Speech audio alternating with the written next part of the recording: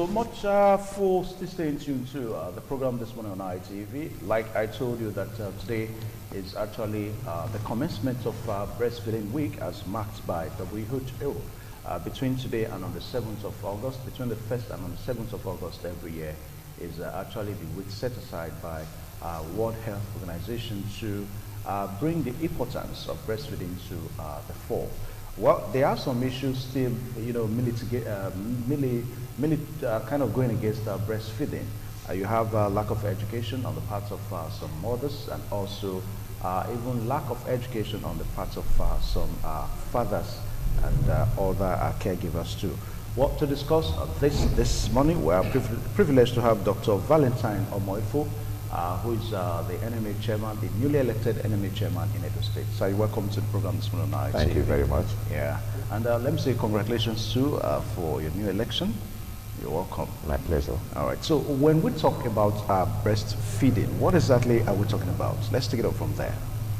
Well, like we all know, beginning from origin of man, right from the time of our forefathers, breastfeeding is the act of a mother feeding the infant with breast milk from her breast. It is natural, you know, and it is God-given, and actually it extends beyond man. All mammals breastfeed their infants. Mammals refer to animals that have mammary glands at the breast, you know, and breastfeeding has been shown to be the best form of nutrition for infants because of the numerous qualities it contains. Currently, the WHO is trying to emphasize and further help publicize and strengthen the information about breastfeeding and encourage mothers, particularly in developing countries where there's poverty. Because the breast milk is unique. It's been so properly formulated by God. You know, it contains all the nutrients required by the infant in the right proportions. Talk about fat, protein, minerals, water. And that is why we advocate as doctors that the infant should be exclusively breastfed for the first 6 months of life. When we say exclusive, we mean without any other formula preparation, without water, because all these components are embedded in the breast milk. You see, the breast milk, to an extent, serves as medicine to the child. Because we all know from the first few days of after delivery, the kind of milk, the composition of the milk that comes out, you know, contains some antibodies, natural ones, that are meant to prevent, you know, several childhood diseases. They are meant to immunize the baby from viruses and bacteria, you know, that are likely to cause things like airway infections, diarrhea, and all whatnot. And apart from that, this initial concentration of the breast milk prepares the digestive tract of the baby. Okay. You know, in the function of digesting the milk subsequently and other food that the baby will eat. Now we're talking of a composition that has both nutritional and medicinal properties. Apart from this, you find that children that are breastfed exclusively for the first 6 months, they've been shown to have higher IQ. You know, they tend to be more intelligent than children that have received cow milk. So what do you expect? We don't expect children to start raising like cows. So it builds the IQ of the children even for the future. They are brighter than those who have not been breastfed. You know, apart from these other things you can do for the baby, it helps to increase bonding between the mother and the child. You know, there's eye contact during breastfeeding, skin to skin contact. All these are found to be valuable, you know, to the baby. And even to the mother herself, there are numerous benefits of breastfeeding. You know, for instance, breastfeeding exclusively has been shown to help the mother lose weight. She burns more calories during this period of breastfeeding. And you know, after delivery, the mother gains some weight, you know, because of the physiological process of pregnancy and all that. It has been shown that breastfeeding process helps mother to lose a lot of this weight, you know, and get back into shape. You know, there are hormones also that are released during breastfeeding. One of them was oxytocin. This helps the uterus to volute, to contract and goes back to its normal, you know, size before breastfeeding. So these are valuable things you can benefit. Also, when the woman is breastfeeding, it serves as a form of contraception also to the mother. For the first 6 months, first 1 year, she's unlikely to ovulate. and this is also going to help her in spacing her family so I doesn't get, pregnant too frequently. Okay. Again, it has been shown that it helps to reduce the incidence of some cancers in women, ovarian cancers and all that. Over time, the women stay free. So the benefits are numerous. Okay. Now, just before we continue to look at the benefits, we need to let you know that this, like what I said, it starts today. So it's a whole week, event between today and Tuesday next week. So subsequently on this program this morning on ITV, we should be able to do more discussions, and so that we can show you pictures, pictorial, parts of the discussion, so that you further get the message. Because the idea is to educate and also inform. Now, we discover that recent times it suggests that there are some problems associated with breastfeeding. Can we know one or two of those problems? Well, when you say problems, we know there are social problems. At times, the mothers begin to start working. They may have issues with taking the babies to work, and some women may want to shy away from breastfeeding because of the social implications. There are some erroneous beliefs by some women that it may affect the shape of their breast. Those are social issues too.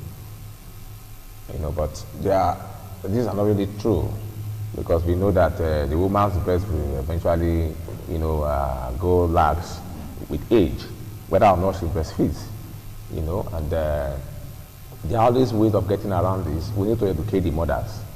Now, with exclusive breastfeeding, you have crutches in many offices. You could take your baby along, and while you are working, baby is sleeping and relaxed, and you can occasionally go and breastfeed, But again, the major ones we know medically, because we know there are also some contraindications to breastfeeding.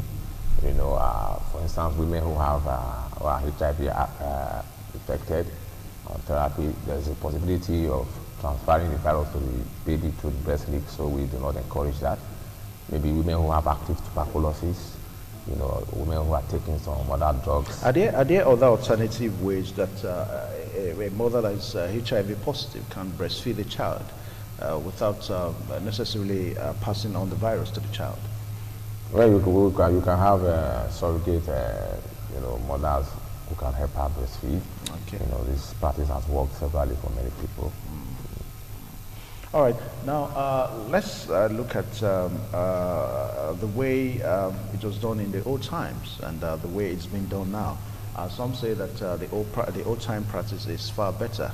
That you could have a child staying almost all day long with the mother. But these days, you only have, because of modernity and all that, you have the mother only having to breastfeed the child for like 3 hours a day because she has to go to work and all that. Now, does that have any effects on the child?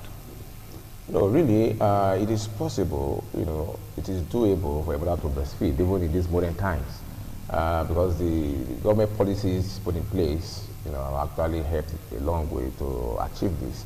For instance, mothers have some maternity leave, particularly those who work in government establishment, even in the private sector, at least 3 months, after breastfeeding. It has even been extended now, and people are even asking for more extension. So the system understands that the infant needs to be catered for, and a lot of allowances are being made, So I think it's more of acceptance. The mothers need to accept it, and it's actually doable. And, there are modern devices these days. You can even, extract the milk and, preserve it, even while the mother is not even there. Someone else can actually breastfeed the baby. The important thing is for the baby to get the breast milk. Okay. Now, the theme of this year's observance is Breastfeeding Foundation to Life. You want to talk more on that? Yes, Breastfeeding Foundation to Life is quite apt as an acronym and the team, because like we've discovered, from our discussion now, starting from the inception of life, breastfeeding, prepares the baby, even up to when baby has grown up. It prepares him by improving the IQ. We are talking of growing viable leaders for tomorrow. Breastfeeding is actually playing a key role. And we talked about the economic value of breastfeeding. You don't have to buy it. It saves money for the family. It saves the mother time, because the time you spend breastfeeding, you know, the time you spend preparing formula, watching sterilizing and all that, you spend more time with the baby. You spend that time doing other things. So it's actually a holistic approach we are trying to, you know, show the public that right from the cradle till you die. We talked about breastfeeding helping to prevent cancers in women. These are cancers that will happen later in life. So you see, it's actually a foundation of everything that is good for the mother and baby and eventually for the society. You know, breastfeeding reduces incidence of things like allergies like asthma in children, diseases like childhood obesity, diabetes mellitus. So it's actually the foundation, you know, for everything that is good for the baby, the mother, and the society. It translates to all sectors of life. All right, you are the medical, chairman of Medical Association in Edo State, the NMA, and it falls within your purview to also know that this is really not a big issue anymore as far as health is concerned and the medical profession. How is the NMA really trying to pass this message more, most especially to mothers out there? Let's situate it to Edo State now. Yeah, what we do really, we are putting a lot of modalities in place, like for instance, right from the clinics, right from the antenatal stages, we are already talking to mothers who are expectant on the need to breastfeed as soon as they give birth, because that is where you catch them first. When they come to antenatal clinics, they are being, you know, lectured on the benefit of breastfeeding and how, in fact, they are even taught on how to do it, you know, and some of our affiliates are working hard to take this education to the villages and other areas. We have the medical women who are working seriously on that project, you know, and from time to time we do these seminars, invite, you know, mothers, fathers. In fact, every opportunity we have to interact with the parents, yeah, you know, with GPT. So it's a continuous education process, you know. It's not a one-off thing. Even though it's just happening now, the WHO is celebrating it this week, we in the medical sector, championed by the NMA, we make it a daily obligation to continue to propagate this gospel. Okay. How correct is it to kind of think along the line that the challenges associated with breastfeeding is more in developing countries, say like Nigeria? Is that correct? Well, I wouldn't say so, you know, but you know, we have our own peculiarities. A lot of ignorance is being spread, and when we are trying to integrate our culture with that of other people, like we are trying to modernize certain things, in the developing countries, more mothers are working, you know, it didn't used to be like that. So it's actually a problem of trying to integrate, you know, trying to actually synchronize your activities and all that. But basically, it's not much of a problem here, because here there's poverty. Not all mothers can even afford to buy formula milk. Okay, those in rural communities, they stick to their breastfeeding, but we want to encourage them to do it for a longer period. You know, some of them, when they wean their children off before the required period, because when you breastfeed for the first 6 months, you are supposed to breastfeed for another 1 year, you know, when the baby has commenced complementary feeding. You know, but some of our mothers try to make it shorter and they deny the baby or the benefits of breastfeeding. It's a problem here, mainly because of ignorance and the fact that we are trying to integrate our cultural integration, which we are not doing properly. So we must continue to actually see how we can, you know, liaise with the people who are there, the women who are involved, and even the husbands need to also be educated, because they need to be supportive. You know, for instance, they need to be the ones to insist and encourage the mothers to do it. Okay, what about the government? How do you think they can probably come into also salvage this situation? I mean, problems associated with breastfeeding. Yeah, what the government can do, continuous advocacy, you know, government policies, like they've been helping. Like I said, there's the issue of the extension in maternity leave for women. You know, government can also provide more areas like where women can relax to breastfeed in the offices, because if they are working and they can't take their children home, they leave them at home because there's no space, you know. But if they have creches in most of all the establishments, which I know they are already doing, but they can do more, you know, and then People are talking of paternal leave these days. You know, they want the father to be able to also stay for like a month or two with the mother to assist. These are areas government can come in. But the father doesn't breastfeed the child. So. Yes, but the mother needs support. You know, a newborn woman, a newborn baby, you know, the task is Herculean. What kind of support? Let's say it so that our fathers out there yes, I think the fathers know what we're talking about. For instance, a woman has just delivered, she won't be able to go to market that period, she may not be able to do the cooking.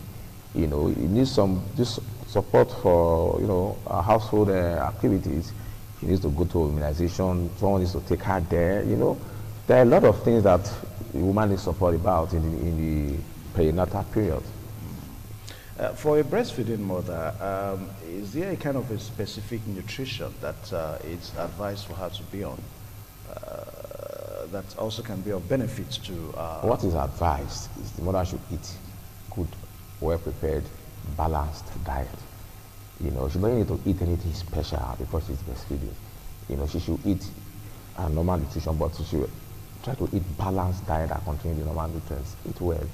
She may need to take water, increase the quantity because, you know, and all that, but just normal diet. That's why we say breastfeeding is cheap for the family to cope with.